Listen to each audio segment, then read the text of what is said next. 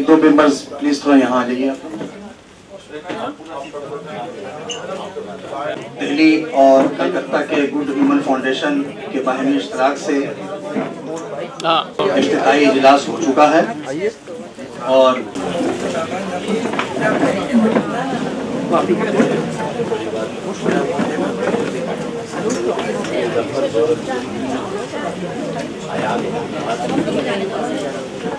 इस शहर में बहुत सही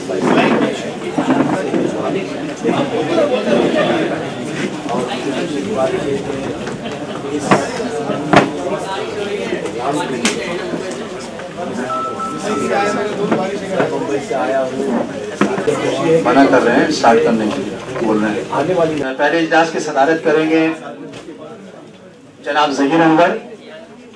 मैं उनसे गुजारिश करता हूं कि सर आप स्टेज पर तशरीफ ले आए।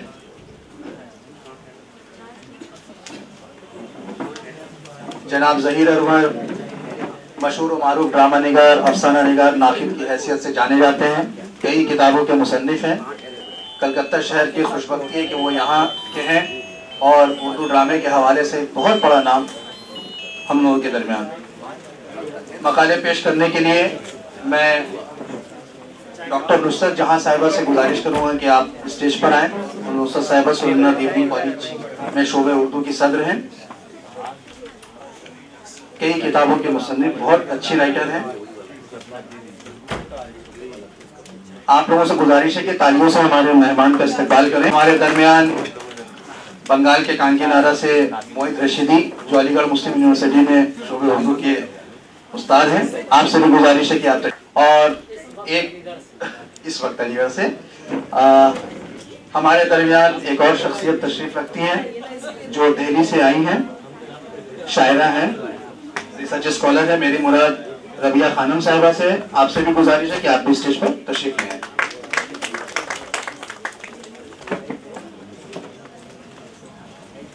प्रोग्राम चूंकि थोड़ी ताखिर से चल रहा है कि मेंबर से गुजारिश करूंगा कि आज के इस पहले इजलास की सदारत कर रहे हैं जनाब ज़हीर अनवर, उनकी खिदमत में तोहफा पेश करें। ज़हीर अनवर सर को हमने घूम जाओगी। घूम के बेटा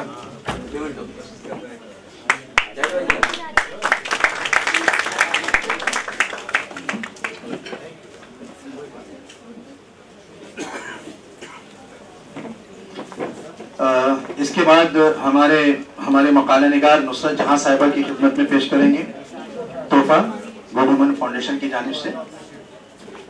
प्रोफेसर नुसरत जहां साहिबा, एसोसिएट प्रोफेसर शोबे उर्दू, सुरेंद्रनाथ दीवनी कॉलेज।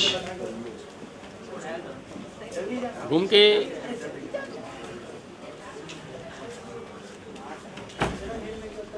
अलीगढ़ मुस्लिम यूनिवर्सिटी के उर्दू शोबे के उस्ताद जनाब मोहित रशीदी को गुड ह्यूमन फाउंडेशन की एक मेंबर तोहफा पेश करेंगी। मोहित साहब को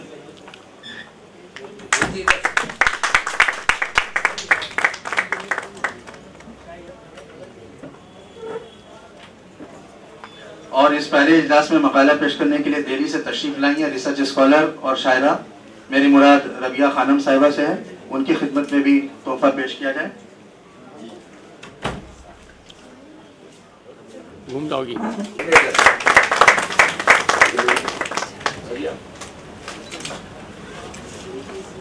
ख़वातीन और हज़रात, इफ्तिताही इजलास में आप लोगों ने ज़फ़र गोरखपुरी साहब के बारे में सारी बातें सुनी और अब तक ऐसा माहौल तैयार हो गया, आप लोगों का जहन भी इस बात से आशना हो चुका है कि ज़फ़र गोरखपुरी कौन थे, शायरी में उनका क्या मकाम है।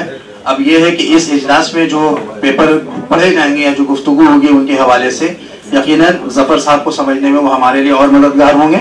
तो ताख़ीर और मज़ीद ताख़ीर करने की ज़रूरत नहीं है। मैं इस पहले इजलास में मकाला पेश करने के लिए, ज़फ़र साहब के हवाले से मकाला पेश करने के लिए मोहतरमा रबिया खानम साहिबा से गुजारिश करूंगा। आप दिल्ली से तशरीफ लाई हैं, रिसर्च स्कॉलर हैं और बहुत अच्छी शायरा भी हैं, तो आपका इस्तकबाल है। आप प्लीज अपना पेपर पेश करें।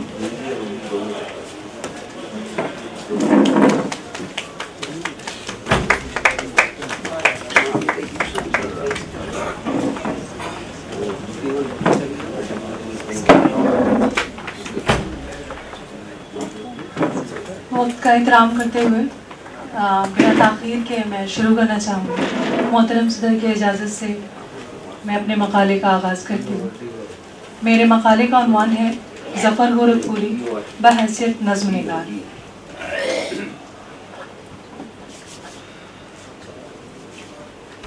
पाँच मई 1935 को गोरखपुर उत्तर प्रदेश में जनाब रहम अली के घर एक फूल खिला जिसको ज़फ़रुद्दीन के नाम से मौसूम किया गया।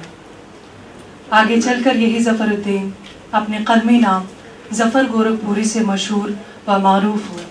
ज़फ़र गोरखपुरी की तालीम व तरबियत बम्बई महाराष्ट्र में हुई और इस शहर की मिट्टी ने इन्हें अपना असीर कर लिया। सामीन, ज़ुबान एक तहज़ीबी विरासत है। तमद्दनी जिलों के उतार चढ़ाव का तहज़ीब पर गहरा असर पड़ता है। किसी भी ज़ुबान के अदबी फ़न पारे को नज़्म व नसर के तौर पर देखा जाता है, जिसके ज़रिए इस वक्त के माशरती अहवाल का इल्म होता है। शायरी माशरे का आईना है। उर्दू शायरी की तारीख़ सदियों पर मुहीत और फ़न पारों से लबरेज़ है। जहद, सिम, आहंग और मरकज़ियत की बुनियाद पर शोरा मुख्तलिफ हिस्सों में बढ़ जाते हैं। माशरती अहवाल, इनक़लाब ज़माना और माशरे का भी शायरी पर गहरा रंग पड़ता है। ज़फ़र गोरखपुरी की शायरी इन्हीं तब्दीलियों, रोज़मर्रा के अहवाल और माशरे की मसव्वरी का खूबसूरत गुलदस्ता है।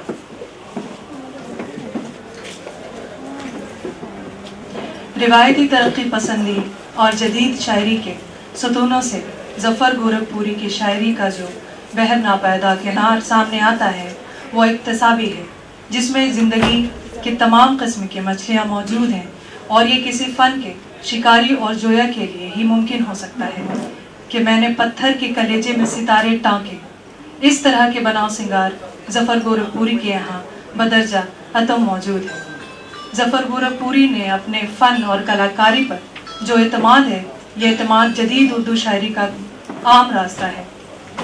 कहते हैं, आह वो दिल थी खजल जिसमें अदाए बहजाद, यूँ हुआ खाक के ढूंढे से तुरबत न मिली। फ़न की मजबूती के साथ साथ फ़न सनाशों की कोताह नजरी के बेबाकाना इजहार ज़फ़र गोरखपुरी को दुनियाए तमल्लक से मुमताज़ करता है। ज़फ़र गोरखपुरी ने अपनी शायरी का आगाज़ नज़मों से किया। चूँकि वो तरक्की पसंद तहरीक से वाबस्ता थे और वो दौर भी नज़मों का दौर था, लिहाजा इनकी पहली किताब जो मंज़र आम पर आई वो तेशा थी। कहा जाता है कि शेर तख्लीक करना बच्चे जनने से ज़्यादा मुश्किल काम है, लेकिन तेशा की छपाई का वाक़े से महसूस होता है कि शायर के लिए किताब छपवाना शायरी से ज़्यादा मुश्किल काम है। बहरहाल 1962 में तेशा मंज़र आम पर आई, जिसमें ज़फ़र गोरखपुरी की नज़में मुख्तलिफ अनावीन के साथ थीं, जैसे कि बेकार, मेहमान, दुश्मन, चकोरी, हम फना नहीं होंगे, पत्थरों और चट्टानों का शहर वगैरह। तेशा ज़फ़र गोरखपुरी का पहला शेरी मजमुआ था। अपनी तमाम खूबियों के बावजूद इस किताब को वो शोहरत न मिल सकी जिसकी ये हकदार थी।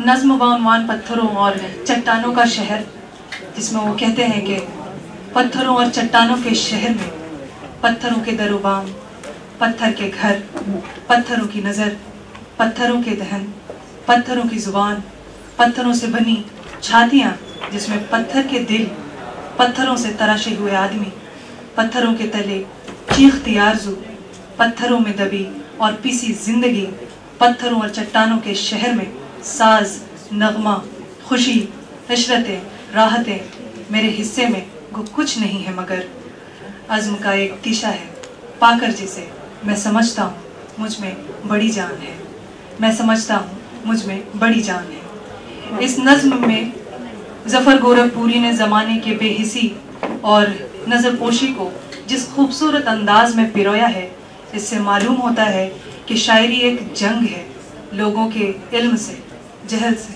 फ़िक्र व नज़र से, माशरती कदर से, नफ़रत से, मोहब्बत से, मादियत की चाहत से, मसनद नशीन बेकार शजर से, शक्ल इंसानी में मौजूद भेड़िया नुमा बशर से इस जंग में जफर गोरखपुरी ने अज़्म के तीछा को अपना हथियार बनाया है और एक कामयाब लड़ाई की। इनकी शायरी से ऐसा महसूस होता है कि इन्होंने अपनी कमजोरी बेसरो सामानी का शिकवा करने के बजाय इसे ही अपना हथियार बनाया। अज़्म का एक तीछा है, पाकर जिसे मैं समझता हूँ मुझ में बड़ी जान है। इसी तरह एक नज़्म हम फना नहीं होंगे के उन्वान से है, जिसमें जफर गोरखपुरी ने जुल्म व तशद्दुद, जबर व इस्तेहसाल और ज़िंदगी के राह में हायल तमाम दुश्वारियों को एक चैलेंज दिया है, यहाँ तक कि मौत से भी आंखें मिलाई हैं। और फरमाते हैं कि तुमको ये मसरत है, मौत टल नहीं सकती और हमें यकीन इसका हम फना नहीं होंगे। जब तलक तमन्ना की एक किरण भी जिंदा है, हम फना नहीं होंगे, हम फना नहीं होंगे। जफर गोरखपुरी के यहाँ तमन्नाएं, आरजुएं जिंदगी का असल महवर है। यही महवर फनायत को तमन्नाओं की मौजूदगी में कबूल करने पर रोकथाम लगाती है। नज़्म बानवान मेहमान में जफर गोरखपुरी जिंदगी की मझधार में हिचकोले खाते सफीना से अपने फन को बुलंद करते हुए कहते हैं, मेरे अशार दिल नशी होंगे, जिंदगी दिल नशी नहीं। तीशा के बाद जफर साहब ने एक और किताब वादी संग के नाम से लिखी। ये किताब इनकी नज़मों पर मुश्तमिल थी, लेकिन यहाँ भी वो मोहब्बत जिससे जफर गोरखपुरी साहब जाने जाते हैं शायद अभी कुछ दूर थी। बहरहाल 2 तजुर्बों के बाद खालिस गज़ल की किताब गोखरू के फूल नाम से मंजर आम पर आई और इस किताब ने जो शोहरत जफर गोरखपुरी को अता की है, इसकी बुनियाद पर वो हर खास व आम तक पहुँचने में कामयाब हुए। 1986 से 87 का ये दौर था जब जफर गोरखपुरी का जादू सर चढ़ कर बोलने लगा। मुशायरे की रौनक जफर गोरखपुरी के नाम से दो बाला हो जाया करती थी। अदबी महफिलें इस कलाकार के फन को की गवाही देने लगी थी। फिर क्या हुआ? अजल को कुछ और ही मंजूर था, एक सानेहा, और सानेहा भी कैसा, जुदाई भी हमेशा की जुदाई। कलेजा फट गया।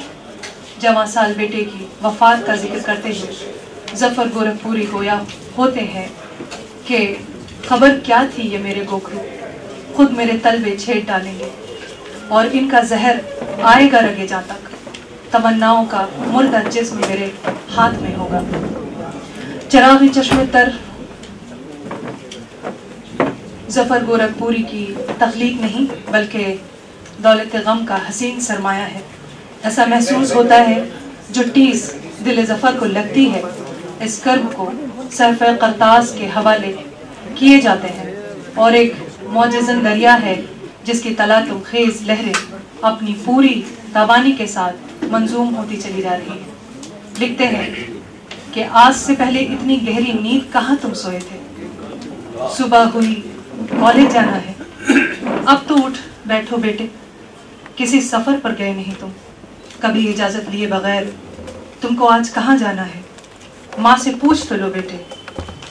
मैं अपने लफ्जों की भीगी आंखें कैसे। दूसरी नज्म का उन्वान चराग़े चश्म तर है, जिसमें तसव्वुर गम इस मकाम पर है जहाँ से तमाम चीज़ें मुर्दा नजर आती हैं।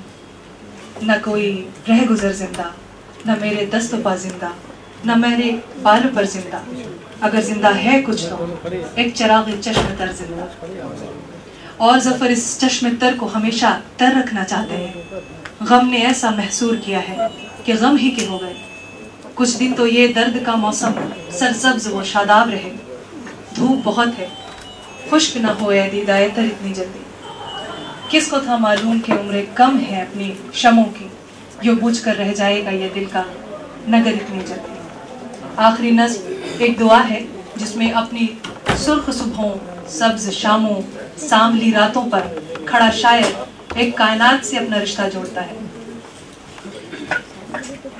हंसे कोई तो इसके शौक गुंजे मेरे होठों में, कोई रोए तो इसके अश्क मेरी गीले पलकों पर दमक उठे, कोई चीखे तो इसकी चीख मुझको अंदर तक सुनाई दे, मिले कोई तो इसके हाथ, इसके होंठ اس کے لفظ کی گرمی دھنک کے ساتھ رنگوں کی طرح روشن ہو کر میرے قریہ جاں میں چراغ چشم تر پر تبصرہ کرتے ہوئے سردار جعفری لکھتے ہیں کہ اس سے پہلے کسی نے کسی کی موت پر ایسی خوبصورت کتاب نہیں لکھی.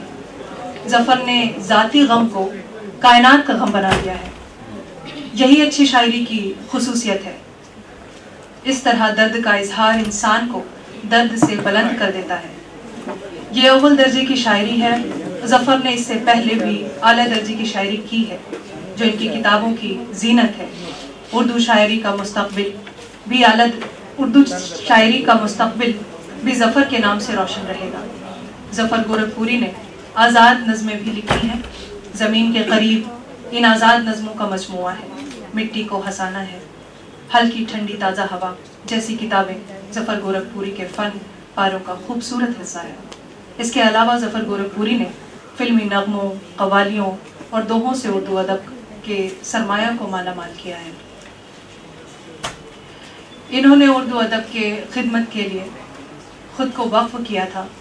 بہت سے ایوارڈ بھی ملے اور سب سے بڑا تحفہ یہ تھا کہ پرائمری سے لے کر یونیورسٹی تک کے نصاب میں ظفر کی نظمیں شامل نصاب کی گئیں. مہاراشٹر میں ان کی ایک نظم ماں جو 25 سالوں تک رہی، بالآخر 30 جولائی 2017 کو علم و ادب، شعر و سخن کے اس روشن چراغ نے صدائے اجل کو لبیک کہتے ہوئے اس دار فانی کو خیر آباد کہا. ظفر کی شاعری حقیقت پسند شاعری ہے، جہاں روایات بھی ہیں، جدت بھی ہے، خوشی بھی ہے، غم بھی ہے. کہیں اپنی بے بسی ہے تو مسند نشینوں کی بے حسی ہے، طنز بھی ہے، الفت و مروت بھی. الغرض ظفر کی شاعری ہندوستانیت کی نظیر ہے. ظفر کی شاعری سے وطن کی خوشبو آتی ہے جو جدید شاعری کے لیے مشعل راہ ہے. نئے لکھنے والوں کو ظفر کی شاعری سے استفادہ کرنا چاہیے. میں یہ سمجھتی ہوں کہ نئے لکھنے والے ظفر گورکھپوری کے فن پارے میں اگر غوطہ زنی کریں گے تو انہی تیشہ، استعارہ، مجاز، طنز، کنایہ جیسے فنی تمام خصوصیات کے صحیح استعمال کا طریقہ اور سلیقہ انہیں آ جائے گا. میں اپنا مقالہ یہیں پہ ختم کرتی ہوں. بہت شکریہ آپ سب کا.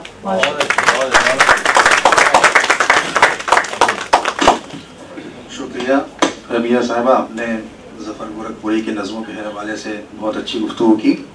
خواتین و حضرات، اب جس شخصیت کو میں آواز دوں گا اپنا پیپر پڑھنے کے لیے، وہ معاصر اردو ادب اور جدید شاعری کے حوالے سے اپنی ایک منفرد شناخت رکھتے ہیں. کئی کتابیں ان کی شناخت کا ذریعہ بنی، جس میں تخلیق، تخیل، استعارہ، وحشت، حیات و فن، جدیدیت اور غزل، اور ابھی جو کتاب ان کی دھوم مچا رہی ہے وہ ہے شعری مجموعہ ان کا آخری کنارے پر. میری مراد موحد رشیدی صاحب سے ہے. میں انہیں ان کے شعر سے بلاتا ہوں. چند یادوں کے دیے تھوڑی تمنا کچھ خواب، چند یادوں کے دیے تھوڑی تمنا کچھ خواب، زندگی تجھ سے زیادہ نہیں مانگا ہم نے. مائک پر موحد رشیدی.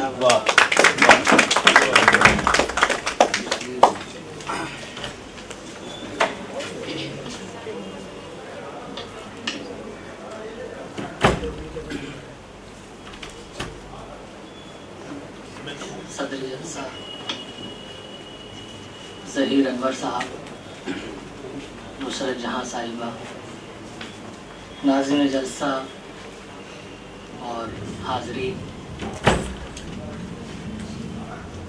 ظہیر انور صاحب اس جلسے کی صدارت کر رہے ہیں اور ہم سب کو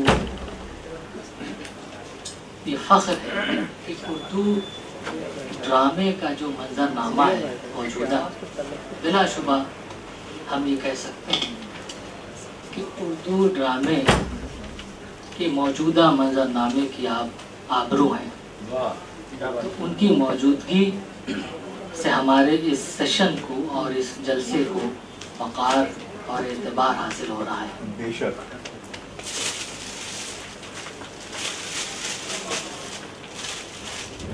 کلکتے میں اس سے قبل جب میرے طالب علمی کا زمانہ تھا تو یہاں جو سیمینارز ہوتے تھے وہ ایسے نہیں ہوتے تھے جو اب ہو رہے ہیں.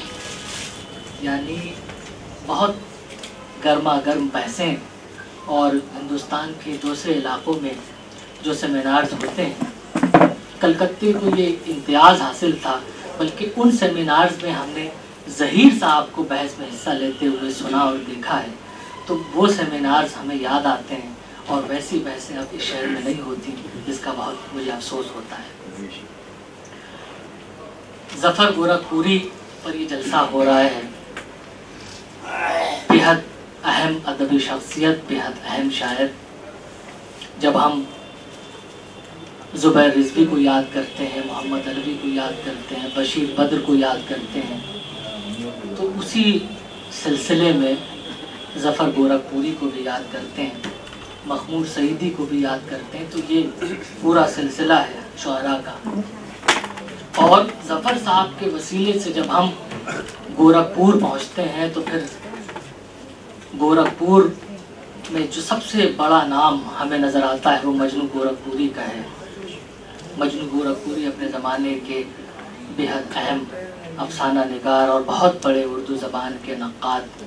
اور گورکھپور پہنچتے ہی ہمیں جو دوسرا بڑا نام نظر آتا ہے مجنو صاحب کے بعد، حالانکہ گورکھپور میں ان کا وقت بہت زیادہ نہیں گزرا، لیکن گورکھپور ان کے نام کا ایسا لائقہ ہے کہ آپ بالکل جزو لا ینفق جسے کہتے ہیں، فراق صاحب، فراق گورکھپوری. اور تیسری شخصیت جو بڑی ہمیں نظر آتی ہے، یعنی جو پہلی نظر میں یہ جو تین نام ہمارے سامنے آتے ہیں، تو ظفر گورکھپوری. اور ایک نام ہے جس کا ذکر ذرا کم ہوتا ہے گورکھپور کے حوالے سے، ان کا وقت بہت گزرا گورکھپور میں، اور وہ ہے ریاض خیر آبادی.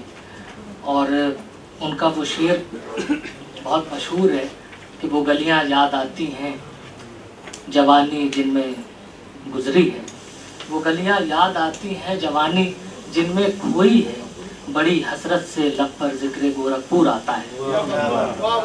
گورکھپور ایک ادبی مرکز کے طور پر بہت اہم ہماری ادبی جو تاریخ ہے اس میں ایک، جیسے دلی اور لکھنؤ تو بڑے مراکز ہیں ادب کے، لیکن اردو زبان کی اشاعت اور ترویج میں چھوٹے چھوٹے مراکز نے بہت بڑا کردار ادا کیا ہے. اور کہیں سے بھی ان بڑے مراکز کے مقابلے میں ان چھوٹے چھوٹے ادبی مراکز کی اہمیت کم نہیں ہوتی، بلکہ بہت بڑھ جاتی ہے. ظفر گورکھپوری ابھی اس سے قبل جو ابتدائی سیشن تھا اس میں آپ نے ان کے بارے میں بہت سی باتیں سنی، وہ کہاں پیدا ہوئے اور کب پیدا ہوئے اور کون سی کتابیں لکھیں، اور ان کی ادبی جو احوال ہیں، وہ جو نشیب و فراز ہیں، اور عبداللہ صاحب کا آپ نے کلیدی خطبہ بھی سماعت کیا. تو بہت سی باتیں روشن ہیں. میں کوشش کروں گا کہ وہ باتیں دہرائی نہ جائیں اور آپ کا وقت ضائع نہ ہو. تو کسی بھی ادبی شخصیت کے کئی حوالے ہوتے ہیں اس کی شناخت کے. تو ایک حوالہ تو ان کی زندگی کا وہی ہے جو اب تک آپ نے سنا کہ وہ 1935 میں پیدا ہوئے اور گورکھپور میں پیدا ہوئے، پھر ممبئی چلے گئے اور وغیرہ وغیرہ، ساری تفصیل ابھی بیان کی گئی. لیکن ایک شاعر کا، ایک ادیب کا، ایک تخلیق کار کا جو سب سے بڑا تعارف ہوتا ہے وہ یہ نہیں ہوتا کہ وہ کہاں پیدا ہوا، اس نے اپنی زندگی میں کون سی مشقتیں اٹھائیں، بلکہ اس کا سب سے بڑا تعارف خود اس کی تخلیقات ہوتی ہیں، اس کی کتابیں ہوتی ہیں، اس کے شعری مجموعے ہوتے ہیں. تو ظفر صاحب کو اگر واقعی جاننا ہے، ظفر صاحب کو ایکسپلور کرنا ہے، تو ظفر صاحب کہیں اور نہیں ملیں گے بلکہ اپنی نظموں میں ملیں گے، اپنی غزلوں میں ملیں گے. تو ہمیں براہ راست ان کا متن پڑھنا چاہیے، ان کی کتابیں پڑھنی چاہیے.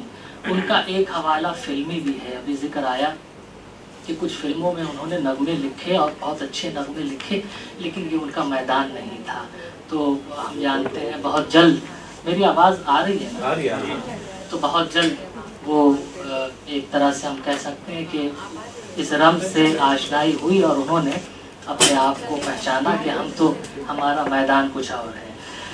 پھر ان کی کچھ غزلیں بہت پرومیننٹ سنگرز نے گائی ہیں. تو وہ جو عام لوگ ہیں جن کا ادب سے تعلق نہیں ہے، لیکن ان آوازوں کے وسیلے سے ان کا کلام عام لوگوں تک بھی پہنچا اور عام لوگوں میں بھی وہ مقبول ہوئے۔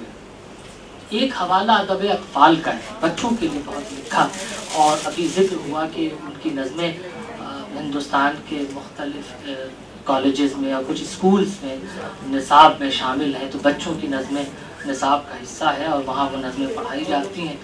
اچھا، اب یہ جو 1935 ظفر گورکھپوری کی پیدائش کا سال ہے، تو ہم یہ بھی جانتے ہیں 1936 میں گورکھپور سے ذرا آگے بڑھیے تو لکھنؤ میں ایک بڑی ادبی کانفرنس ہوئی تھی، پریم چند نے اس کی صدارت کی تھی، اور وہ زمانہ 1936 کا ترقی پسند ادبی تحریک، تو یہ بس ایک سال کا فرق ہے، تو یہ محض اتفاق تو ہے ضرور، لیکن ظفر صاحب کو جو زمانہ ملا ہے، یعنی جب وہ شعور کی آنکھیں انہوں نے کھولی ہیں، تو وہ ترقی پسند ادبی تحریک کا پورا منظرنامہ تھا۔ تو ان کی یہ ہو ہی نہیں سکتا کہ ایک شخص اپنے زمانے کی سرگرمیوں سے الگ رہ سکے، یعنی اس کے زمانے کی جو تحریکات ہیں، جو رجحانات ہیں، اس کے زمانے کے جو سروکار ہیں، اس سے ایک شاعر خود کو الگ نہیں کر سکتا۔ تو ظفر گورکھپوری کی جو ادبی تربیت ہے، ان کا جو ذہن بنا ہے، وہ ترقی پسند ادبی تحریک کی وجہ سے بنا ہے، اور ان کی شاعری میں بہت نمایاں طور پر ترقی پسند ادبی تحریک کے اثرات ہم دیکھتے ہیں، اور ان کی شناخت کا ایک بہت اہم حوالہ ترقی پسند ادبی تحریک ہے کہ ہم اس زمانے کے جو ان کے ساتھ کے یا ان سے ذرا سینئر جو شعراء ہیں، جیسے کیفی صاحب ہیں، مجروح صاحب ہیں، مجاز ہیں، فیض ہیں، یہ پورا مخدوم ہے، یہ ترقی پسندوں کا جو پورا قافلہ ہے، تو اس قافلے میں ظفر گورکھپوری بھی شامل ہیں، اور ان کی شناخت اس کے بغیر آپ متعین نہیں کر سکتے۔ لیکن ایک بڑی بات ظفر صاحب کی اور بھی ہے کہ بہت سے لوگ جو ترقی پسند رہے اور اعلانیہ طور پر ترقی پسند رہے، وہ ترقی پسند ہی رہ گئے، لیکن ظفر گورکھپوری کے بارے میں ہم جانتے ہیں کہ انہوں نے ترقی پسندی سے آگے تک کا سفر کیا، کہ اس کے بعد ہمارے ہاں جو لوگ لٹریچر کے اسٹوڈنٹ ہیں وہ جانتے ہیں کہ جدیدیت کا دور آیا اور کیسے زمانہ تبدیل ہوا، تو اچھا شاعر اور بڑا شاعر وہی ہوتا ہے جو اپنے زمانے میں آنے والی جو تازہ ہوائیں ہیں، اپنے زمانے کی چلنے والی، ان ہواؤں سے وہ بچتا نہیں ہے، بلکہ ان ہواؤں کو اپنی شخصیت میں اتارتا ہے اور اپنے زمانے کے مطابق خود کو ڈھال لیتا ہے۔ تو ظفر صاحب کے ہاں یہ بڑی بات نظر آتی ہے کہ انہوں نے ترقی پسندی کی جو حد ہے، اس حد کو توڑ کر اپنے زمانے کی نئی آوازوں اور اپنے زمانے کے نئے رویوں سے وہ انہوں نے خود کو ہم آہنگ کیا اور آگے بڑھتے گئے۔ اب ان کا اقبال کا ایک شعر، ہم سب ادب کے طالب علم ہیں اور بہت مشہور نظم ہے اقبال کی، خضر راہ، ہم سب نے نصاب میں پڑھی ہے، تو خضر راہ کا ایک شعر سنی کی زندگانی کی حقیقت کو حکن کے دل سے پوچھ، زندگانی کی حقیقت کو حکن کے دل سے پوچھ، جوئے شیرو پیشہ ہو سنگے گرا ہے زندگی۔ تو آپ وقت ہو تو مجھے بتا دیں جہاں مجھے اپنی بات مکمل کرنی ہو۔ تو اقبال کا یہ شعر دیکھیے کہ سوال کہ زندگی کیا ہے، تو جواب بھی اقبال نے دیا، سوزو سازو درد و داغو جستجو و آرزو، یہ زندگی۔ اور زندگی کی حقیقت کیا ہے، تو کہا یہ کوہکن کے دل سے پوچھ، جوئے شیرو تیشہ و سنگے گرا ہے زندگی۔ تو یہ تیشہ ظفر گورکھپوری کی زندگی کا، ان کی شاعری کا ہمیں سرنامہ نظر آتا ہے کہ انہوں نے ایک طرح سے اس پیشے کو اپنی شناخت کے لیے اپنا ٹائٹل بنا لیا۔ تو پہلا مجموعہ جب ان کا شائع ہوا ہے 62 میں، تو اس کا عنوان انہوں نے اقبال کے اسی شعر سے متاثر ہو کر اپنا اس مجموعے کا عنوان جو قائم کیا وہ تیشہ رکھا، اور تیشہ اپنے آپ میں بہت معنویت کا حامل یہ لفظ ہے، اس لیے کہ صرف ایک لفظ نہیں ہے، اور ہم سب جانتے ہیں جو لسانیات کے اسٹوڈنٹ ہیں جو پڑھتے ہیں کہ لفظ صرف ایک لفظ نہیں ہوتا، ایک لفظ پوری ایک روایت کو لے کر چلتا ہے، اس لیے لفظ کو محض لفظ نہ سمجھیے بلکہ لفظ پوری روایت ہے، اور جب لفظ سے آگے نکل کر اصطلاح بنتا ہے تو وہ اپنے اندر ایک تاریخ کو سمو لیتا ہے۔ تو لفظ پھر اصطلاح، یعنی کہ پوری روایت، پوری تاریخ، پورا منظرنامہ، تو یہ کوئی عام بات نہیں تھی کہ انہوں نے اپنے مجموعے کا نام پیشہ رکھا، بلکہ اس میں بڑی گہری باتیں پوشیدہ ہیں۔ اب جب مجموعہ شائع ہوا تو اس میں ہم دیکھتے ہیں کہ اس کا جو پیش لفظ لکھا وہ کرشن چندر نے لکھا ہے، اور کرشن چندر کا زمانہ وہی ہے، بے حد ممتاز افسانہ نگار اور ناول نگار، بلکہ اس زمانے میں اگر افسانہ نگاروں میں فکشن رائٹرز میں ظہیر صاحب موجود ہیں، وہ بتائیں گے، اور فیصل اعجاز صاحب، کہ ان تمام رائٹرز میں ترقی پسند افسانہ نگاروں میں سب سے زیادہ مقبول، عوامی مقبولیت جسے حاصل تھی وہ کرشن چندر ہے، سب سے زیادہ، بلکہ وہ مقبولیت تھی کہ بعض دوسرے جو مین اسٹریم کے افسانہ نگار، جو بہت بڑے افسانہ نگار تھے، وہ ذرا کمپلیکس کا شکار ہو جاتے تھے۔ تو کرشن چندر نے اس کا پیش لفظ لکھا، تو اپنے زمانے کا اتنا ایک مشہور ادیب جب وہ پیش لفظ لکھتا ہے تو وہ مجموعہ یوں بھی عوامی رابطے کا ایک ذریعہ بن جاتا ہے۔ اچھا، اس کے بعد فراق صاحب نے اپنے تاثرات لکھے، فراق گورکھپوری نے، اور بہت ایک نوجوان ظفر گورکھپوری کو بہت اپریشیٹ کیا، اپنے ہم وطن ہونے پر فخر کیا، اور لکھا کہ ان کی شاعری انسانی درد مندی کی شاعری ہے۔ اچھا، جب انسانی درد مندی کی شاعری فراق صاحب نے کہا تھا تو ہمیں وہ عرصہ بھی یاد رکھنا چاہیے، اور ترقی پسندی کا جو موٹو تھا ہمیں وہ بھی یاد رکھنا چاہیے۔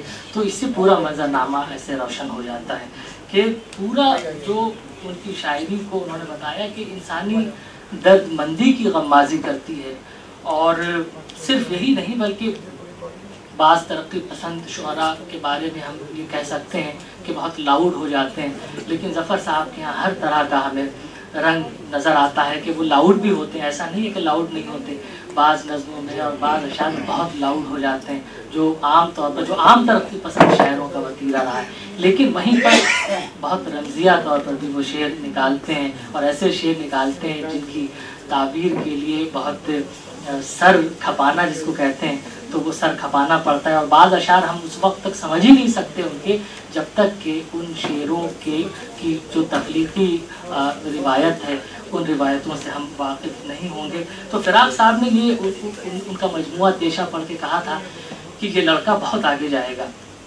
اور آگے چل کر یہ بہت بڑا شاعر بنے گا۔ اب جو ان کے شعری مجموعے شائع ہوئے، اب بہت میری کم نصیبی ہے کہ ان کی تمام کتابیں میں نے نہیں پڑھی ہیں، میں نے ان کے کچھ مجموعے دیکھے ہیں، مجھے یہاں معلوم ہوا کہ 15 سے زیادہ ان کی کتابیں ہیں، تو میں نے وہ کتابیں نہیں دیکھی ہیں، تو یہ اعتراف مجھے کرنا چاہیے، لیکن جو کتابیں میں نے دیکھی ہیں، جہاں تک میں نے انہیں پڑھا اور سمجھا ہے، میں اپنے معروضات آپ کے سامنے پیش کرتا ہوں۔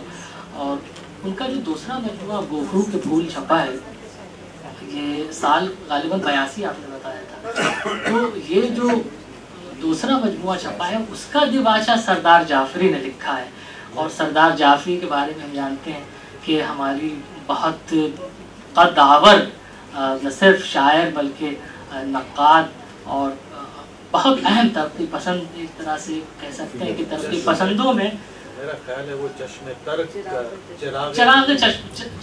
چراغ چشم ترک، سوری بالکل آپ نے صحیح نشاندہی کی، چراغ چشم ترک کا دیباچہ لکھا سردار جعفری نے، اور وہ حادثہ جو ظفر صاحب کی زندگی میں ہو گیا تھا ان کی بیٹے کی موت کا، تو پھر نہ صرف سردار جعفری نے بلکہ اس زمانے کے بہت اہم ادیبوں نے انہیں خطوط لکھے، اور خطوط لکھ کر کے اپنی ہمدردی کا اظہار بھی کیا، رنج کا، غم کا اظہار بھی کیا۔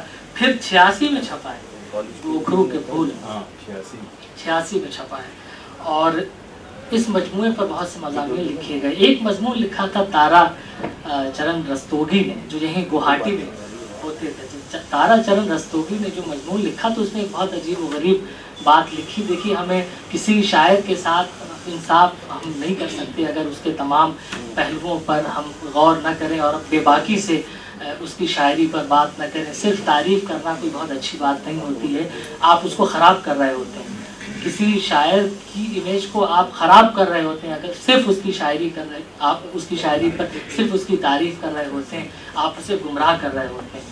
تو یہ ممکن ہی نہیں، غالب تو بچے نہیں، میر تو بچے نہیں، تو کیسے ہو سکتا ہے؟ تو آپ سچ بولیے.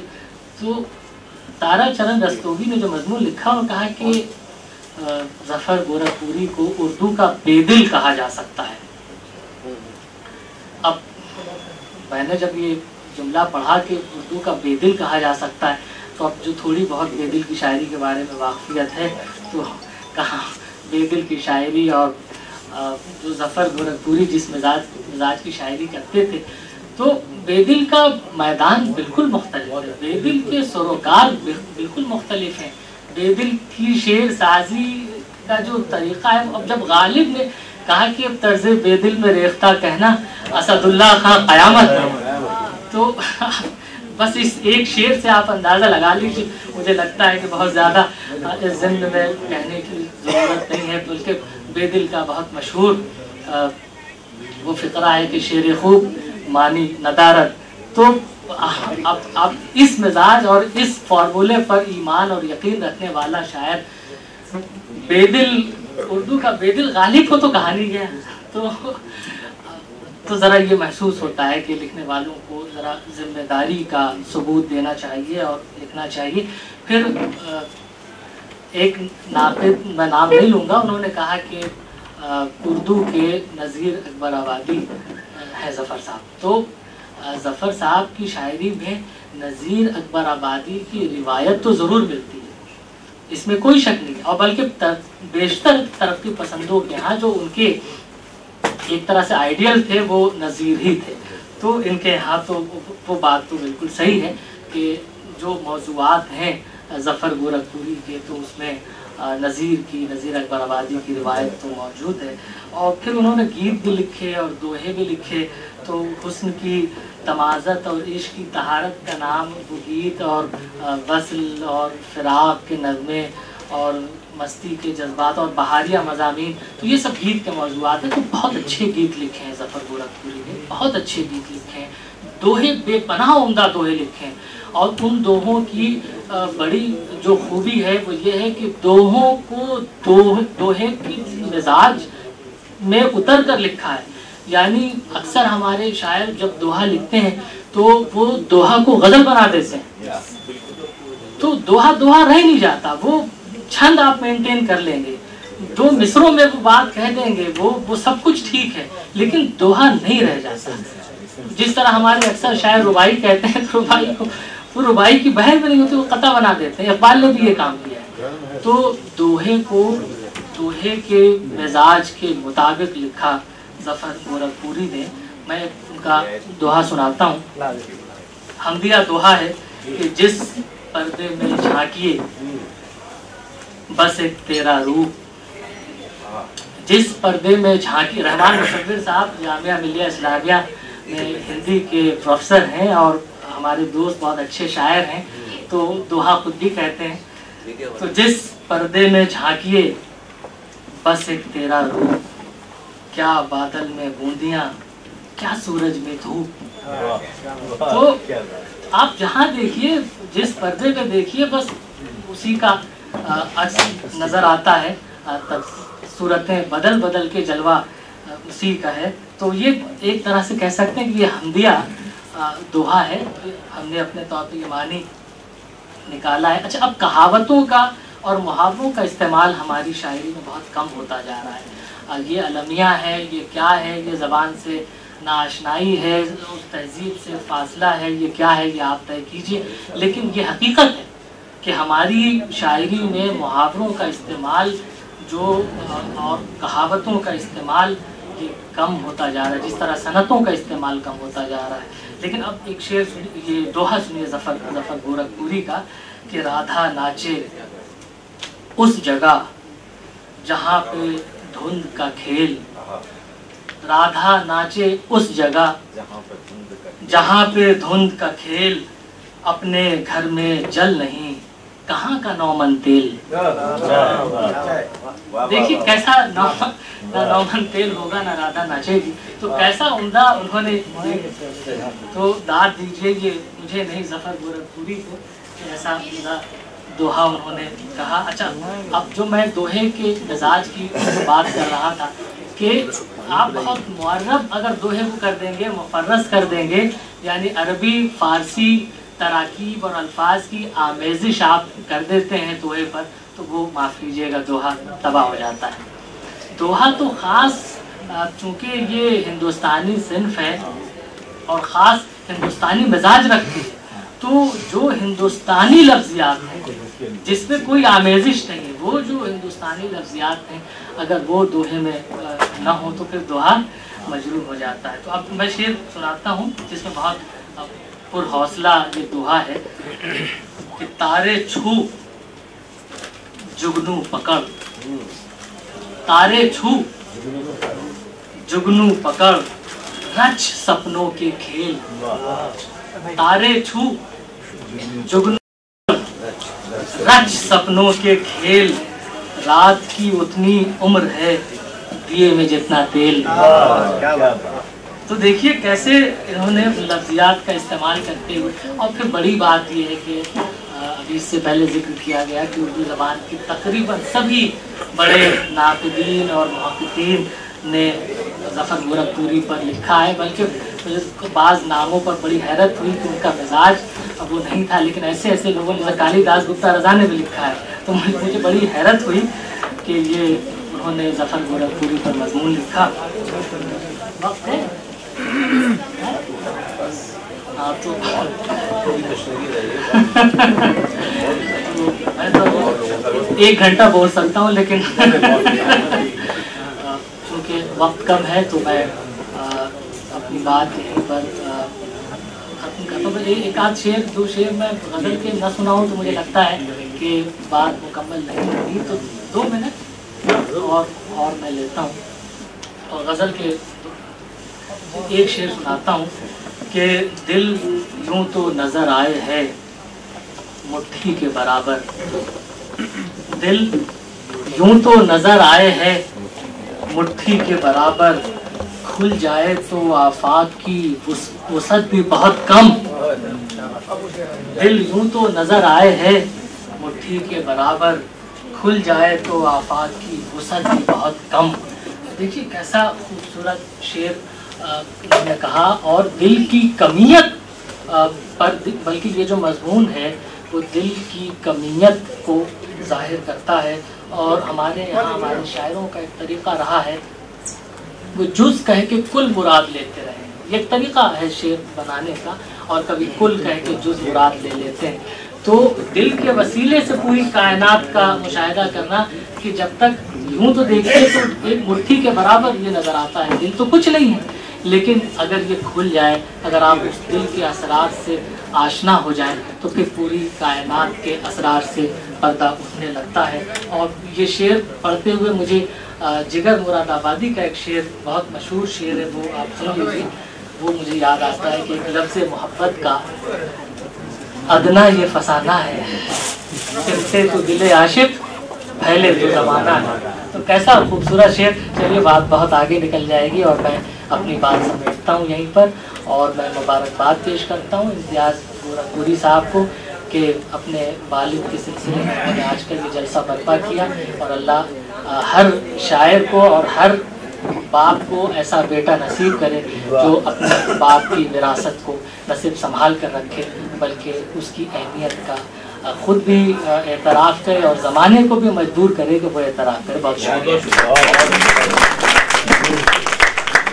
شکریہ موہد صاحب، آپ نے بڑی اچھی گفتگو کی ظفر گورکھپوری کی شاعری کے حوالے سے۔ چونکہ اس سیشن کے بعد لنچ ہوگا، اس کے بعد پھر ایک سیشن ہے اور پھر مشاعرہ ہے، تو ہمارے پاس وقت بہت کم ہے۔ اب میں ہمارے اس سیشن کے آخری مقالہ نگار پروفیسر نصرت جہاں صاحبہ سے گزارش کرتا ہوں کہ وہ آئیں اور اپنی گفتگو رکھیں ظفر صاحب کے حوالے سے۔ مائک پر پروفیسر نصرت جہاں، ایسوسیٹ پروفیسر۔ اور جب جس کو یاد کر کے کوئی بھی کہہ سکتا ہے کہ کوئی لوٹانے میرے بیتے ہوئے دن، ہمارے شاید اسٹوڈنٹ لائف کے کہنا چاہیے کہ جس زمانے میں میں ڈیبیٹ کیا کرتی تھی اس زمانے میں بھی سر رہا کرتے تھے اور جج کیا کرتے تھے، اور آج پھر ایک موقع ہے جب وہ جج کر رہے ہیں۔ دوسری طرف ایک اور بات امتیاز گورکھپوری صاحب کی ہے کہ किस तरह से लोग जिंदा रहते हैं और किस तरह से लोगों को जिंदा रखते हैं। ये एक अलग कैफियत होती है, लेकिन उस कैफियत में जब हम और आप ये बातें करते हैं कि फला शख्स, फला का बेटा, फला की बेटी, और उसमें ये कि ज़फ़र गोरखपुरी के ताल्लुक़ से या इम्तियाज़ गोरखपुरी से ये कहना कि सिर्फ यही नहीं कि ज़फ़र गोरखपुरी एक बड़ा शायर था, बल्कि ये कहना कि एक ऐसे शख्स का बाप भी था जिसने उसकी पूरी इज्जत, उसका पूरा वक़ार उसी तरह बरकरार रखने की कोशिश की, उस किसान को उसी तरह से ज़िंदा रखा जो किसान तो था लेकिन किसान से बड़ा एक इंसान था। तो यही सारी बातें जब रही तो हमें ये सोच लेना चाहिए कि वो शायर, ऐसा शायर जिसने खुद नविश्त में अपनी ज़िंदगी के वो तमाम अपनी ज़िंदगी की परतें खुली हैं, जिन परतों में कहीं पे भी आपको ऐसा नहीं लगेगा कि उन्होंने अपने आप को छुपाया है या अपने आप को पेश करने में कहीं भी बाज़गोई से काम लिया है, बल्कि बिल्कुल मीनो अन अपने आप को उसी अंदाज में पेश किया है जिस तरह से वो रहे, जिस तरह से उन्होंने अपनी ज़िंदगी गुजारी। और इस तमाम मामले का जो सिलसिला जुड़ता है वो ये कि उनकी इनफरादियत को बरकरार करता है, उनकी इनफरादियत को कायम करता है। और यही मैं बताना चाहती हूँ कि ज़फ़र गोरखपुरी की शाहिराना इनफरादियत। एक सबसे बड़ी बात जो ज़फ़र गोरखपुरी के ताल्लुक़ से कही जाती है, या फिर ये खुद नविश्त में भी उन्होंने ये लिखा है कि वो तरक्की पसंदी से जुड़े रहे। और अगर आप और हम देखते हैं उस ज़माने को, तो वो ज़माना भी वही है 5 मई 1935 से अगर उसको जोड़ लें, और उसके बाद उस ज़माने तक 1960 तक जब उनकी फ़िराक़ से मुलाकात नहीं होती है, वो ज़माना जब 1944 में वो बॉम्बे आते हैं, वो ज़माना जब 1947 में तक़सीम वतन का आलमिया पेश आता है, वो ज़माना जहाँ इंसान और इंसान की पूरी हस्ती मिट जाती है, तो ऐसा शख्स क्यों ना अपने आप को उस दायरे में महसूस करे जहाँ इंसानियत जो है वो पारा पारा हो रही थी, तहजीब ख़त्म हो चुकी थी, लेकिन तहजीब का जो सरमाया बाकी था वो भी खाक में बदलता जा रहा था। हिजरत का फसाना था, फसादात थे, और आपसी भाईचारा जो था वो ख़त्म हो चुका था। और यही पहली बुनियाद थी ज़फ़र की जिसने उनको तरक्की पसंद शायर बनाया। बम्बई की वो महफिलें, वो मजलिसें जहाँ कहीं साहिर का बोलबाला था, जहाँ कहीं कैफी की शान थी, और कहीं जानिसार अपने अख्तर आसमान पर टाँक रहे थे। ज़फ़र गोरखपुरी की शनाख्त तरक्की पसंद शायर के तौर पर की जाती है, लेकिन उनकी ये शनाख्त लोगों की देन भी थी, वक्त और हालात की देन। और खुद नविश्त में भी उन्होंने इसकी तरफ इशारा किया है कि तहरीक से वाबस्तगी के सारे वाक़यात इसमें मौजूद हैं। उन्होंने एक बात लिखी है, मैं समझती हूँ कि ज़फ़र की शायरी तक़सीम के बाद पूरे अहद के तर्ज एहसास और इंसान के बदलते हुए रवैयों की तरफ इशारा करती है। उन्होंने लिखा है, मेरे मुशाहिदात और तजुर्बात ही मेरे तख्लीक़ी अमल के मुहर्रिक हैं। और फिर तख्लीक़ी अमल का वस्फ़ ख़ास ये है कि उसे किसी दिए हुए मंशूर का पाबंद नहीं किया जा सकता। बिलाशुबा अंदरून की दुनिया भी खारजी कवायब से ज़िंदगी के रमूज़ हासिल करती है, उससे मुतासिर भी होती है, बल्कि यही खारजी कवायब उसके लाशऊर और विजदान को मुतहर्रिक भी करते हैं, बल्कि यही खारजी कवायब उसके लाशऊर और विजदान को शायरी के दाखिली और खारजी दुनिया में टकराव और कशमकश का बायस भी बनाते हैं। बल्कि यूँ कहना चाहिए, तख्लीक़ी फ़नकार इस कशमकश और टकराव से गुज़रता है, इसलिए तख्लीक़ी फ़न की क़द्र के तयन के लिए उसकी दाखिली कैफियत की तहलील व तज़किये की ज़रूरत हुआ करती है। दूसरा जो एक और नुक्ता उन्होंने दिया वो ये था कि तरक्की पसंद दायरे में रह कर भी मैं कभी सिक्का बन नहीं रहा। एक और बात जो मैंने अभी कहा कि तख्लीक़ी फ़नकार और तख्लीक़कार, एक और बात कि तख्लीक़कार की दो शख्सियत हुआ करती है। एक खारजी शख्सियत जिसमें फ़िक्र व अमल की दोराई या दुई या राह पा सकती है, अमल की दुनिया दाखिली कैफियत की तर्जुमान नहीं भी हो सकती है। दूसरी शख्सियत बातिनी है। तख्लीक़ी फ़नकार की यही असल शनाख्त है और उसका असल वजूद है। इस बातिनी शख्सियत की तफ़हीम फ़नकार के नफ्स की नफ्सी कैफियत की तहलील से ही मुमकिन है। इसी बातिनी शख्सियत की तफहीम ने ज़फ़र को सिक्काबंद होने नहीं दिया। 1962 में जब उनका पहला शेरी मजमुआ तेशा शाये हुआ तो ज़फ़र इस आइडियोलॉजी के दायरे सार में रहे जिससे वो गुजर चुके थे और जिसका जिक्र उन्होंने इस तरह किया है कि 5 साल की उम्र में ही ज़िंदगी की धूप छाँव मुझे दिखाई देने लगी थी। मकतब से आकर थोड़ी देर अपनी बूढ़ी दादी की गोद में खेलता मचलता, फिर खेत में कैसे हल चलाते हैं, बीज कैसे बोते हैं, आपाशी कैसे की जाती है, फसल कैसे काटी जाती है, खलियान क्या होता है, घर में आटा पीसने वाली पत्थर की चक्की कैसी होती है, माँ उस पर कैसे गेहूँ पीसती है, ये सारी बातें मेरे मुशाहिदे और तजर्बे का हिस्सा हैं। और फिर गांव में मेरी आंखों ने ज़मींदार के मजालिम देखे, अब शहर में इंसानों के हाथों इंसानी खून से खेले जाने वाली होली देखी तो रूह मुस्तरिब हो गई और यही इस्तिराब शेर की शक्ल में इख्तियार करके कागज़ पे उतरने लगा। कह उठे, छत टपकती थी अगरचे फिर भी आ जाती थी नींद, छत टपकती थी अगरचे फिर भी आ जाती थी नींद, मैं नए घर में बहुत रोया पुराने घर के लिए। और फिर 1960 में फिराक से मुलाकात, और जब फिराक का ये कहना कि अदब में किसी मखसूस नज़रिए की पैरवी, किसी मंशूर या लाहे अमल की ज़रूरत नहीं, शायर को किसी तंजीम की ज़रूरत नहीं, तो उन्होंने भी महसूस किया कि वो तरक्की पसंद तहरीक के दायरे में ही सही लेकिन असरी हिस्सियत और असरी हालात से वो मुंह नहीं मोड़ सकते, क्योंकि जब हम ये कहते हैं कि मुसर्रत और बसीरत अच्छी शायरी का हासिल हुआ करती है लेकिन आला तहक़ीक़ इज़हार उन खुसूसियात के अलावा अल्फाज की मानवी तौसी की जिम्मेदारी भी कबूल करती है। एहसास की सतह पर गैर मुतशक्किल लहरों को गिरफ्त में लेकर उन्हें मुरव्वजा अल्फाज में इस तरह जाहिर करना कि अल्फाज अपने मुतय्यन मानवी जहाज से बेवस्ता रहते हुए नए मानवी जहाज पैदा कर लें, तख्लीक़ी इजहार की मेराज है। और यही वो मेराज है जहाँ ज़फ़र अपने आप को तरक्की पसंदी से जदीद तरक्की पसंदी की तरफ ले जाते हैं। जब उनको ये कहा जाता है कि तरक्की पसंद हैं और कभी ये कहा जाता है कि वो जदीद तरक्की पसंद हैं, जिसकी इस्तिलाह आज आम तौर पर लोग इस्तेमाल कर रहे हैं कि तरक्की पसंदी और जदीदियत इन दोनों के दरमियान की अगर कोई शय हो सकती है तो वो है जदीद तरक्की पसंदी। अब जबकि ज़फ़र के तख्लीक़ी इजहार ने अल्फाज को नई मानवी जहत अता करने की जिम्मेदारी को निभाया, उनके यहाँ वही अल्फाज जो हमारे क्लासिकी शेरी रिवायात का हिस्सा थे नए हालात के नतीजे में जहन में दर आने वाले एहसासात को वो इस तरह रुख देते हैं कि अपने मुतय्यना मानवी जिहाद से बुलंद होकर नए मानवी जिहाद की तरसील का ज़रिया बन जाती।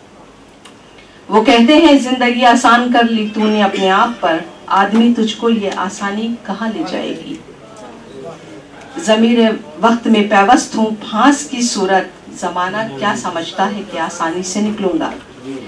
या फिर ये कि जिंदगी ने मुझे सौगात अनोखी दी है, तेशा एक हाथ में बंसी दी है। अब यहाँ पर देखिए शख्सियत का वही पहलू जो एक दाखिली कैफियत को जाहिर करता है और दूसरी वो कैफियत जो ज़माने के तहत उनके अंदर दर आई थी। वो खारजी कवायद शामिल थे जिसके जरिया से उनको समाज में ये पैगाम देना था कि हर इंसान बराबर है। दर्द दिल हो कोई ओढ़ी हुई तहजीब नहीं, छोड़ दूं मैं जो बदन को तो बदन मर जाए। एक और बात कि कम से कम इश्क तो कर सकते हो शाहों की तरह, खत लिखो और कबूतर के हवाले कर दो। ये वो नए मानवी जिहाद थे जिसका जिक्र तरक्की पसंद होते हुए भी उन्होंने तरसील का जरिया बनाया और उसे आवाम तक पहुंचाया, ये कहते हुए कुछ भी कर सकता है पत्थर भी उठा सकता है, कुछ भी कर सकता है पत्थर भी उठा सकता है, जिंदगी जिसके लिए जहर का प्याला हो जाए। ये अल्फाज क्लासिकी रिवायात से कुल्ली तौर पर जुड़े हुए हैं लेकिन अपने मुतय्यन लग़वी माने से हटकर नए हालात के तनाजुर नए माने अक्स करने पर कारी को मजबूर करते हैं। गौरतलब बात यह है कि ये अशार अफहाम नए अफहाम व तफहीम, नए एहसास व शऊर, नए अफकार फिक्री और फिक्री सतह पर नई मानवियत की तरफ इशारा करते हैं और यही ज़फ़र की शायरी की इनफरादियत कही जा सकती है। जिंदगी की दाखिलियत और खारजियत की गमअंदोज़ी ने उनके शेरी लबो लहजे में एक किस्म की तलखी भर दी थी और इस तलखी کے ذائقے سے وہ عمر بھر دوچار رہے، لیکن ان کے یہاں یہ بھی ہے کہ مثبت رویے سے سب سے قوی صورت تگ و دو اور جہد و عمل کا وہ لامتناہی سلسلہ ہے جو ان کی غزلوں سے نظموں تک کا سفر طے کرتا رہا اور یہ کہتا رہا کہ زندگی بہرحال کیسی ہے کیوں نہ ہو، اگر جرأت و حوصلہ اور یقین و عمل کی قوت ہے تو ممکن ہے کہ کہیں نہ کہیں منزل مل ہی جائے گی۔ پار کر جاؤں گا ایک روز یہ صحرائے گماں، میں نہیں چلتا میرے پائے یقین چلتے ہیں۔ راستے اچھے، ہوا اچھی، سفر بھی دلچسپ، پہلے قدموں پہ آ جائے یقین چلتے ہیں۔ اب آپ یہ سوچئے کہ یقین کا تعلق دل سے رہا، کلاسیکی روایت تو عشق میں یقین دل کی ان تمام تر کیفیتوں کی امین ہے، لیکن یقین کا قدموں پہ آ جانا اس راست بیانی کو ظاہر کرتا ہے جہاں خواب زدہ زندگی کے کوئی معنی نہیں، حقیقت کا پرتو اس یقین اور پائے یقین کو ساتھ لیے چلتا ہے، جس کے سلسلے میں فیض نے صرف ایک ہلکی سی ایک بات کہی تھی، اور کچھ روز فقط میری جان، انتظار کا وہ جو لمحہ تھا اس کا ذکر کیا تھا۔ لیکن جب یہ کہتے ہیں یہاں سے مت اٹھا بستر، یہاں سے مت اٹھا بستر کہ اس صفاق آندھی میں یہ ٹوٹی پھوٹی دیواریں یقین ہی کام آئے گی۔ جب چاروں طرف کچھ نہ سرابوں کے سوا ہو، ایک بوند بچایا ہے یقین، کچھ تو کیا ہو، تو یہ یقین جہاں یہ اقبال کے یہاں یقین محکم ہے، اقبال کے یہاں انتظار ہے، ان کے یہاں یقین جو ہے وہ دل سے اتر کر ان قدموں پر آ جانے کی جرت کا مظاہرہ کرتا ہے جہاں پر پاؤں میں کہیں پہ بھی لغزش نہیں آتی، اور یہ احساس جاگتا ہے کہ اگر یقین محکم ہے تو منزل کا متلاشی ہرگز نہیں رہے گا، اسے انتظار کی اس کیفیت سے کبھی نہیں گزرنا پڑے گا جس کے لیے فیض کو انتظار کرنا پڑا، خواہ وہ آزادی کے لیے ہو یا پھر شاعری کے لیے ہو یا پھر ترقی پسندی کے لیے ہو یا پھر اپنی عشق کے لیے ہو، جس کے لیے اس نے کہا تھا کہ مجھ سے پہلی سی محبت میں محبوب نہ مانگو۔ ایک اور بات جو میں نے ظفر گورکھپوری کے یہاں محسوس کی وہ بچوں کی نفسیات، کیونکہ وہ مدرس بھی رہے، پرائمری اسکول میں پڑھاتے رہے تو بچوں کی نفسیات سے جڑے رہے، اور ان کی ایک نظم میں دیکھ رہی تھی تو اس نظم کو دیکھتے دیکھتے مجھے یہ خیال آیا کہ انہوں نے یہ جو نظم لکھی ہے وہ نظم کچھ اس طرح ہے کہ چاند کوئی افسانہ نہیں، چاند کوئی افسانہ نہیں، اور جب چاند کوئی افسانہ نہیں کی پوری نظم جب میں نے پڑھی تو اس نظم کو پڑھتے ہی پڑھتے مجھے یہ خیال آیا کہ حامد اللہ افسر میرٹھی کی ایک نظم ہے، اماں باجی کہتی ہیں چاند پہ پریاں رہتی ہیں، اور پھر جب میں نے ان دونوں کو ملا کر کے دیکھا تو میرے سامنے جو بات آئی، جو میں نے محسوس کیا، وہ میں آپ سے شیئر کر لینا چاہتی ہوں، وہ یہ کہ ظاہر سی بات ہے کہ ظفر گورکھپوری نے بھی یہی محسوس کیا ہوگا کہ بچے کا ذہن معصوم، ناپختہ، اور اس کے یہاں امیجنیشن جو ہے وہ بہت زیادہ تیز ہوتا ہے،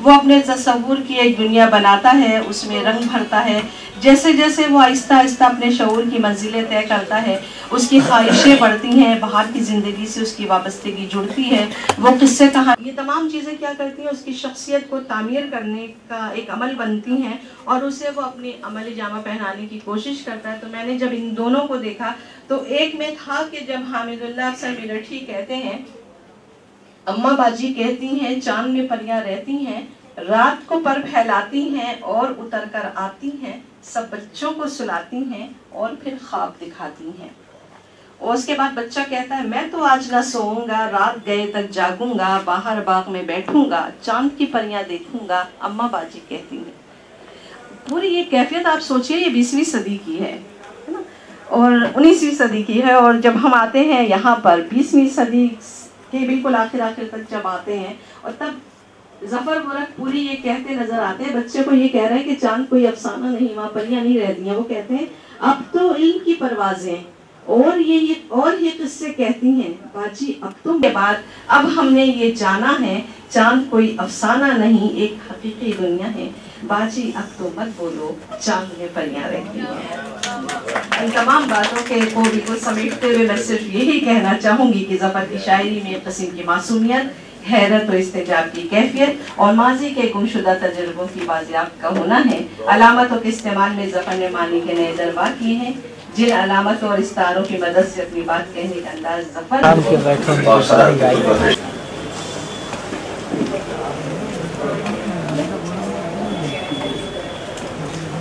ख़वातीन और हज़रात, आज के ये सेशन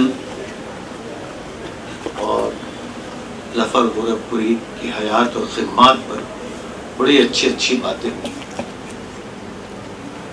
बहैसियत चेयर, बहैसियत सदर, मैं इन 3 मकालों पर अपनी राय तो पेश करूंगा ही, लेकिन कुछ बातें ऐसी हैं जो ज़फ़र साहब के सिलसिले में मुझे खुद भी कहनी है। मैं ज़्यादा वक्त नहीं लूँगा, आप लोगों ने तमाम बातें और का जिक्र है, ये मेरा जिक्र नहीं है। इतनी मोहब्बत, इतनी शफकत, इतनी दर्दमंदी और इतनी क्लोजनेस और टुगेदरनेस अगर मिल जाए तो आदमी की ज़िंदगी कामयाब होती है। बाकी जो करना चाहे करें, नहीं करना चाहे। पहले तो मैं इन 3 मकालों के सिलसिले में ये बात कहता हूँ कि रज़िया खानम साहिबा रिसर्च स्कॉलर हैं। उन्होंने एक ख़ास किस्म के बदले टके खुदूद पर निहायत ही तफसीली तौर पर ज़फ़र गोरखपुरी की शायरी का अहाता किया, एहतसाब किया और अपनी राय रखी। बहैसियत नज़्म निगार उन्हीं ने जो कुछ भी कहा वो काबिल एतबार भी है और काबिल जिक्र भी। उसके बाद मोईद रशीदी साहब आए। उनकी आवाज़ मध्यम सुरों में एक निहायत शाइस्ता आवाज़ हो गई है। उनका इल्म उनकी ज़बान से अब भूलने लगा है। उन्होंने न सिर्फ ज़फ़र गोरखपुरी की शायरी पर बात की बल्कि शायरी पर बात की। शायरी कब, कैसे, किस तरह होना चाहिए, उसकी लफ्ज़ियात क्या होनी चाहिए, शायर का तारुफ क्या होना चाहिए, वो कहाँ पैदा हुआ है, किस मकाम पे उसने अपनी जिंदगी गुजारी है, किन जगहों पर उन्होंने इंटरैक्शंस किया है, वो ज्यादा अहम है कि यह उनकी तख्लीकात, और तख्लीकात में उन्होंने किस तरह प्रोग्रेसिव प्रोसेस को अपनाया है। इन चीजों पर बहुत ही डिटेल से, बहुत ही मानी खेज गुफ्तगू की है। शायर को अपाना है तो उसको उसके गज़लों में, उसकी नज़्मों में, उसकी तख्लीकात में ही पाना होगा। इससे ज्यादा अच्छी बात और क्या हो सकती है। ये बात भी तमाम लोगों ने कही है कि ज़फ़र गोरखपुरी का एक निहायत अहम हवाला तरक्की पसंदी है। जाहिर है कि वो जिस ज़माने में थे, तरक्की पसंदी का दौर था, तरक्की पसंदी के पूरे एक ग्रोह, एक काफिले के साथ वो रवा थे, और उसमें उन्होंने बशीर बदर से लेकर कैफी आज़मी और साहिर और दूसरे तमाम शोरा का जिक्र किया, लेकिन इन्हीं ने अपनी शनाख्त अपने तौर पर बनाई है। इन्होंने बड़ी अच्छी बात कही, अगर आदमी और फनकार अगर रुक जाता है तो खत्म हो जाता है, उसका प्रोग्रेस अगर रुक जाए तो वो खत्म हो जाता है। उसको आगे का सफर करना जरूरी है, और अगर आगे का सफर नहीं करता है तो उसकी शायरी एक खास नहज पर खत्म हो जाती है। ज़फ़र गोरखपुरी ने आगे का सफर किया। ज़फ़र गोरखपुरी एक ऐसा शायर है जिसे न सिर्फ फराग गोरखपुरी, न सिर्फ सरदार जाफरी, बल्कि शमसुर रहमान फारूकी ने भी तहसीनी कलमात से नवाजे हैं। तो आप देखिए कि वो एक बड़े अरसे में अपनी जिंदगी, तकरीबन 83 इयर्स, शायद 83-84 साल की उम्र उन्होंने पाई, और मुझे इस बात का एहसास है कि एक बार हमारी मुलाकात उनसे हुई है, और उसी कुरले में हुई है जहां हमारे कई दोस्त थे। इकबाल नियाजी साहब थे, याद है आपको इकबाल नियाज़ी साहब, असलम परवेज का जिक्र आपने किया। असलम परवेज हमारे उस जमाने से दोस्त रहे हैं जब हम लोग दोनों ड्रामे की दुनिया में जवान थे। बहरहाल उन लोगों के जरिए जफर साहब से हमारी एक मुलाकात रही थी, लेकिन उस वक्त शेरी हुस्न और शेर के अंदर जो गहराई और गिराई होनी चाहिए उसकी पकड़ या उसकी समझ इतनी नहीं थी। we were more about actions rather than about thoughts. Yes. Thoughts के बजाय एक्शन के बजाय थॉट्स के बजाय एक्शन थे। लेकिन आहिस्ता आहिस्ता मुताले के साथ जो मैंने देखा तो ये कि ये शायर यकीनन बड़े थे, और बड़े किस लिए थे वो मैं आपको बताता हूँ। तमाम लोगों ने उस माशरे की बात की है, उस दुख दर्द की बात की है, उस समाज की बात की है जहां उन्होंने अपनी जिंदगी गुजारी है, लेकिन अपने उसी खुद नविश्त में, उसी मेमोयर में उन्होंने ये भी लिखा है कि मैं एक पुरअमन दुनिया का ख्वाब देखता हूं। ये लिखा है कि इसी ख्वाब को अपना मकसद फन बनाता हूं। हर फनकार के जहन में एक मुख्तलिफ जहां आबाद है, वो मुख्तलिफ जहां आपके मौजूद जहां से बिल्कुल मुख्तलिफ है। वो एक ड्रीम सिटी, ड्रीम समाज जो उसके दिमाग में है, जो कभी जाहिर नहीं होता, और अगर जाहिर हो जाए तो शायरी और अदब का खात्मा भी हो जाए। तो उसी की तलाश में वो मुसलसल चलता रहता है, रवा रहता है। और उन्होंने कहा कि मैं अपने कलम के साथ जिंदा हूं और मेरे अल्फाज जिंदा है। शायद ऐसा उन्होंने अपने मेमोयर में कहा है। यही तो सबसे बड़ा कमाल है, यही बात सबसे अहम है जिसकी तरफ इशारे, मुसलसल इशारे मोहित रशीदी ने किए हैं कि लफ्जों का इस्तेमाल बहुत अहम होता है। और आजकल मुहावरात और दूसरी चीजों का और सनत का इस्तेमाल भी कम होता जा रहा है, जैसा कि आपने बताया, बात सही भी है। और कृष्ण चंद्र ने ये बात कही है कि एहतियात और जब्त लाजिम है। अल्फाज के इस्तेमाल में, लफ्जों के इस्तेमाल में, उसकी शख्सियत में, उसकी कैफियत में, उसकी तस्वीर में बहुत ही एहतियात और जब्त लाजमी है। जफर गोरखपुरी साहब ने लफ्जों को मोती की तरह चुनकर अपनी शायरी में सजाया, और इसीलिए उनकी अहमियत इस बात में है कि जहां वो अपनी जिंदगी के नशेब व फराज, अपने जाती गम का बयान करते हैं, अपनी रूह की गुदास, दुख का बयान करते हैं, उसमें इंसानी रूह की आवाज भी शामिल हो जाती है।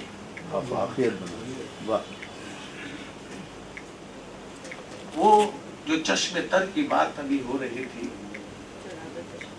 चिराग चश्मे तर, उसको लिखते हुए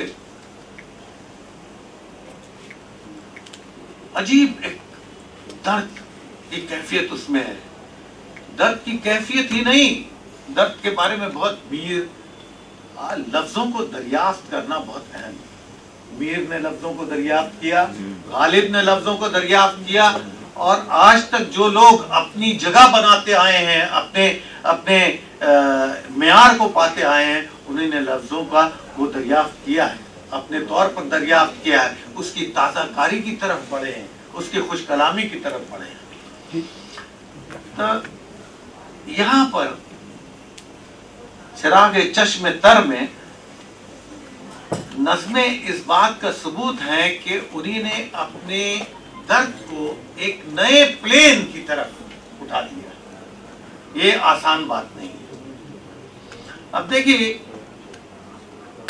किसी ने कोट भी किया है, आज से पहले इतनी गहरी नींद कहां तुम सोए थे, सुबह हुई कॉलेज जाना है, अब तो उठ बैठो बेटे। या न मेरे दस्तों पा जिंदा, न मेरे बालों पर जिंदा, अगर जिंदा है कुछ तो एक चिराग चश्मे तर जिंदा। ऐसी शायरी, ऐसा दुख जो सबका दुख बन जाए, इस दुख को पढ़ने के बाद इसके सिवा कोई चारा नहीं रह जाता कि हम सरदार जाफरी की हम नवाई करें कि ये अव्वल दर्जे की शायरी है। ये उन्हीं ने कहीं कहा है कि ये अव्वल दर्जे की शायरी है। کچھ لوگ ظاہر ہے انہیں ترقی پسند شاعر کہتے ہیں، کچھ لوگ ان کے اندر ہم اصل زندگی کو تلاش کر لیتے ہیں، لیکن حقیقت حال یہ ہے کہ ایک شاعر کے طور پر فکر و خیال کے اظہار میں ایک نوع کا ارتقا ہے، یعنی آگے تک کا سفر ان کا جاری ہے۔ یہاں پر وہ روایت ہے اور تازہ کاری ہے اور دونوں سے آگاہ ہے، ماضی ہے، حال ہے، شہر ہے، گاؤں ہے، انسان ہے اور معاشرہ ہے، پرانی جڑوں کے ساتھ ساتھ نئے پودوں کی مہک بھی۔ فاروقی نے اس کی طرف کہیں اشارہ کیا ہے اور وہاں ایک شعر کوٹ ہے، سکھ میں خوش دکھ میں پریشان ہوا کرتا تھا یہاں کوئی جو انسان ہوا کرتا، سکھ میں خوش دکھ میں پریشان ہوا کرتا تھا یہاں جو انسان ہوا کرتا تھا۔ نصرت صاحبہ نے کچھ علامتوں کا بھی کچھ اختیاروں کا بھی ذکر کیا جو ان کے دکھ کو، ان کے درد کو، ان کی شاعری کے اہم مقامات کو ہمارے سامنے لاتے ہیں۔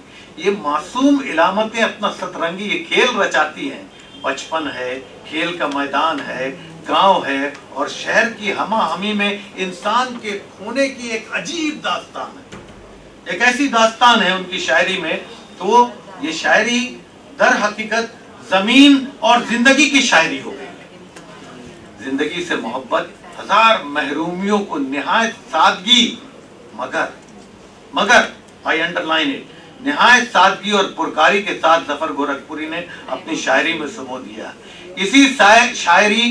اسی سادگی اور پرکاری کو آپ eloquence of uncomplicated thoughts کہہ سکتے ہیں۔ بہت پیچیدگی نہیں ہے، میر کی طرح درد و غم جمع کرنا پڑتا ہے تب دیوان کرنا پڑتا ہے۔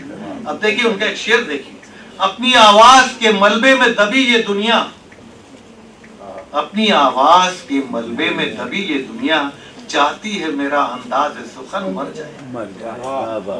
تو جیسا میں نے کہا، بڑا شاعر زبان کے امکانات کو دریافت کرتا ہے، سچی تخلیقی حیثیت اور انوکھے منفرد تجربات کی بنیاد پر غزلوں اور نظموں میں معیار پیدا ہوتا ہے۔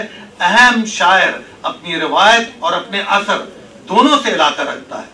ظفر گورکھپوری بھی ایسے ہی شاعر تھے، ان کی تخلیقی رفت اور حسن کا سارا کمال ان کے اس پیاروں کی سادگی میں۔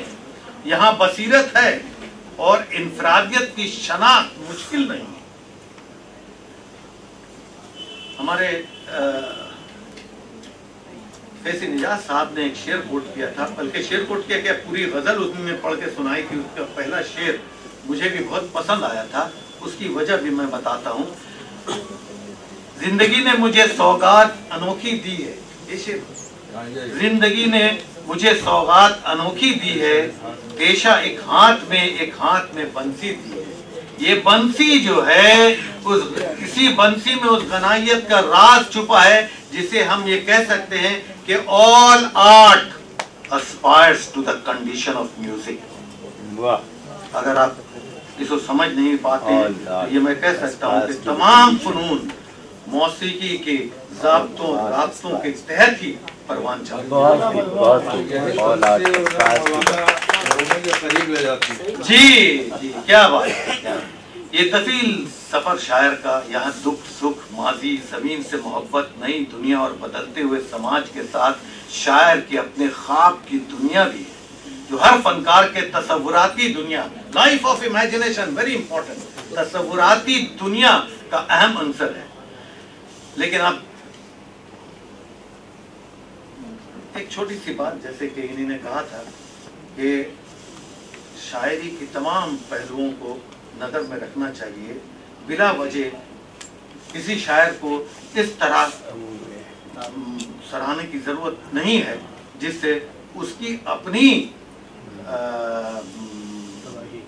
شناخت میں آ جائے۔ تو میں یہ کہوں گا کہ یہاں روایتی شاعری کی خاص باتیں یعنی اسٹاک ان ٹریڈ کا احساس بھی کہیں ہے۔ میں یہ بھی کہوں گا کہ کہیں کہیں اوورٹ جذباتیت کا احساس ہے، لیکن ان کا مجموعی تاثر، ان کا مجموعی تصور زندگی کے دکھ درد ایک حیرت انگیز کارنیول کا، وہ کارنیول جس میں آپ کو سب کچھ مل جائے گا۔ वो कार्निवल जिसमें आप जफर गोरखपुरी को लेकर चलेंगे, वो कार्निवल जिसकी तरफ मोहित रशीदी ने इशारा किया, जिसकी तरफ हमारे नुसरत जहां ने इशारा किया। तो मैं सिर्फ इतना ही कहूँगा आखिर में, ये बड़ा अच्छा सेशन रहा, मुझे भी बड़ी रोशनी मिली, लेकिन इन तमाम बातों के साथ मैं ये ज़रूर कहूँगा कि जफर गोरखपुरी में इतने मटेरियल हैं, materials which is necessary for the making of a legend. Thank you. बहुत शुक्रिया जहीर अनवर साहब। इज़हार तशक्कुर से पहले ये बताना चाहता हूँ कि अभी फैसल निजात साहब ने कहा है कि हमारे छोटे भाई अहमद मिराज जो आज की शेरी नशिस्त में अपना कलाम पेश करने वाले थे, उनके वालिद का इंतकाल हो गया है, आज वो इस महफिल में नहीं रहेंगे। इज़हार तशक्कुर के लिए मैं इम्तियाज़ गोरखपुरी साहब से कहूँगा कि आप आएँ।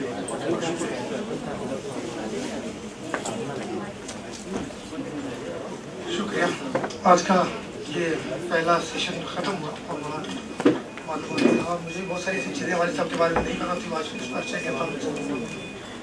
तो मैं जनाब सदर की इजाज़त से और बाकी हमारे जो अच्छा पढ़ा, एक अहम रस्म रह गई है आज की जो निज़ामत कर रहे तहसील वालिद साहब, उनको भी हम हौसला अफजाई उतरियो और मेमेंटो ज़रूर देंगे। तो मेरी गुजारिश है गोल्डमैन फाउंडेशन के सदर और बानी जनाब नाफिज़ सिद्दीकी साहब से गुजारिश है कि आप तहसील वालिद साहब सामने आ जाइए, सामने आ जाइए। इन हरी ये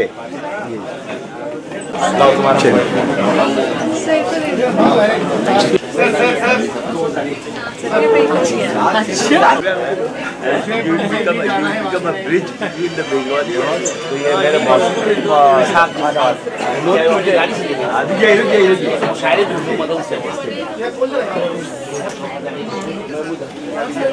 बहुत